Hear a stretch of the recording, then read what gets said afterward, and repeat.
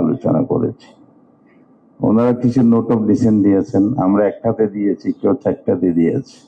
স্বাক্ষরিত হয়েছে 17 তারিখ অক্টোবর, এটা আমরা জানি। পরে কিন্তু অঙ্গীকারটা তার মধ্যে ইনক্লুড করে চার্টার হয়েছে।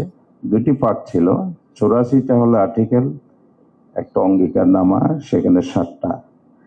এটাই হলো জুলাই চার্টার। সেকেন্ড দফে যেটা হয়েছে সেটা হলো এটা কি বাস্তবায়ন হবে, এটা কিন্তু চার্টারের পার্ট ছিল না, স্বাক্ষরের পার্ট এটা ছিল না।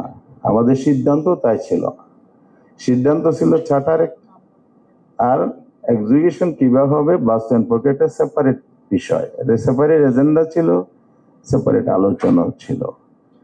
এখন বাস্তবায়ন প্রক্রিয়াটার উপর চার্টারও হয়নি।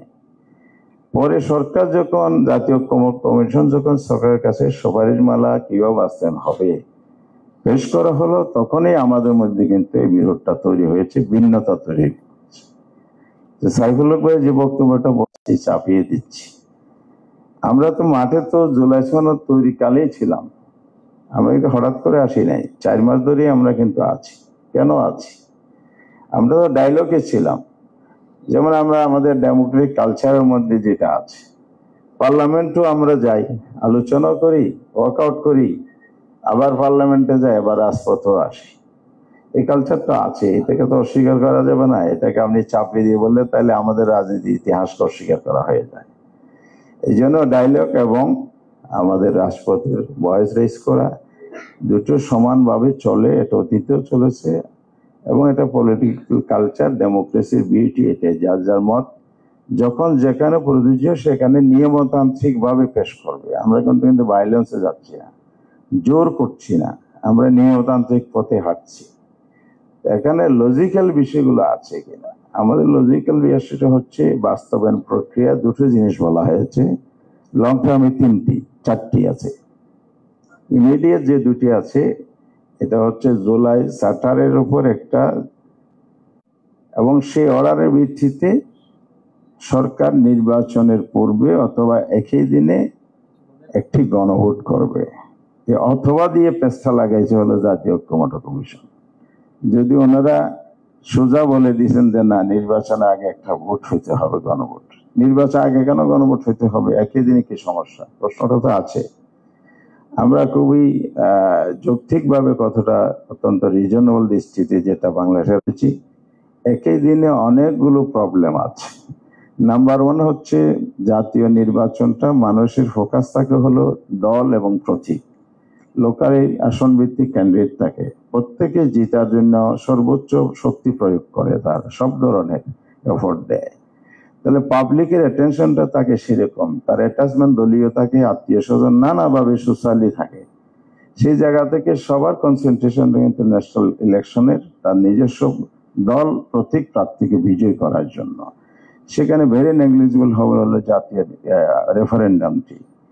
আবার আমাদের দেশের ভোটের কালচারটা হচ্ছে এখনো নিশ্চয়তা দেওয়া যাবে না, আর অসংখ্যটা বেশি হচ্ছে বিভিন্ন দিক থেকে। ভোট কেন্দ্র দখল হয় এবং ভোট কেন্দ্র স্থগিত হয়, আর প্রিয়ত সেটা পাওয়ার দেওয়া আছে ইলেকশন কমিশন, আইনের ভিত্তিতে তারা স্থগিত করতে পারে। এগুলো প্রভিশন কেন রাখা হয়েছে, এগুলো হাস্য বলে আমাদের আসলে এখনো সেই কালচার ডেভেলপ করেনি বলে এগুলো হয়।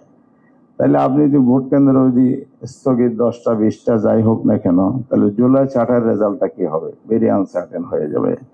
জুলাই চার্টারের বাস্তবায়ন একই দিনের মধ্যে আরো প্রবলেম হচ্ছে। বাংলাদেশে 46,000 ভোট কেন্দ্র আমরা এই পর্যন্ত জানতে পেরেছি।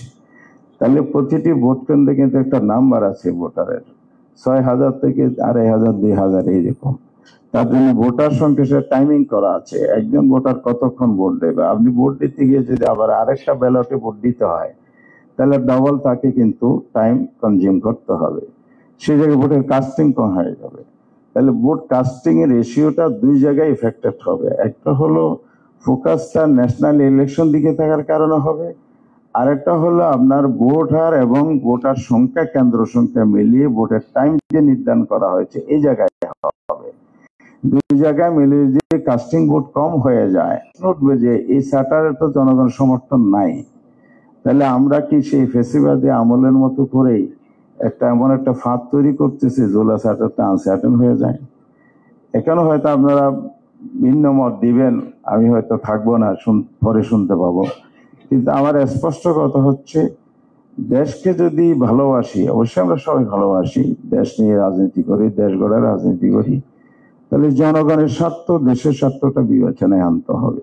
এখন আমার দলের জন্য কোনটা সুবিধা এটা নয়, সেই অভিযোগ আমার ক্ষেত্রে হইতে পারে, আমার দলের ক্ষেত্রে হইতে পারে।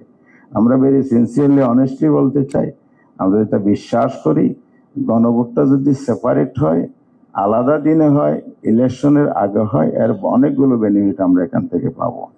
নাম্বার ওয়ান হচ্ছে, এই কমিশন কিন্তু এক্সপেরিয়েন্স নয়।